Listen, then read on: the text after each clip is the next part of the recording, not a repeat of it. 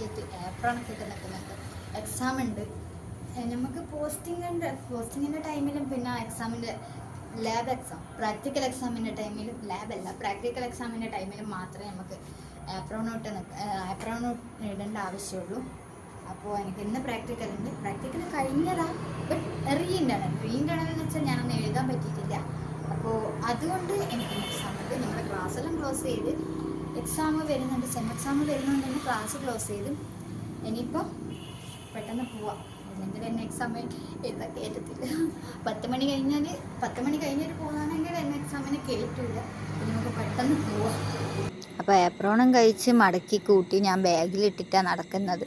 അതിന് കോളേജിൽ പോയിട്ടിടണം. അപ്പോൾ എക്സാമും കഴിഞ്ഞ് തിരിച്ചു പോന്നാൽ നല്ല വെയിലും ഉണ്ട്. കുടയെടുക്കാൻ കഴിയില്ല, അതാണ് സത്യം. മടിയാണ്. കുട ബാഗിലുണ്ട്, പക്ഷെ എടുക്കാൻ കഴിയില്ല. അപ്പോൾ ഇനി പ്രാക്ടീസ് ഉണ്ട്. റൂമിൽ വന്ന് ഫുഡൊക്കെ കഴിച്ച് ഇനി പ്രാക്ടീസിന് പോകണം. ഇനിയിപ്പോൾ കോളേജിൽ പോകണം. കോളേജ് വരെ നടക്കണം പ്രാക്ടീസിന് വേണ്ടിയിട്ട്. അങ്ങനെ ഞാൻ ഡ്രസ്സ് ചേഞ്ച് ചെയ്ത് ഞാൻ വിചാരിച്ച ആദ്യം അതിടാന്ന്, പിന്നെ ചേഞ്ച് ചെയ്തതാ. ഇങ്ങനെ പ്രാക്ടീസും കഴിഞ്ഞ് തിരിച്ചു പോകുന്ന കുറച്ച് ലേറ്റായി, 6 മണിയൊക്കെ കഴിഞ്ഞ്. അപ്പോൾ ഇന്നത്രയേ ഉള്ളൂ. ബായ്.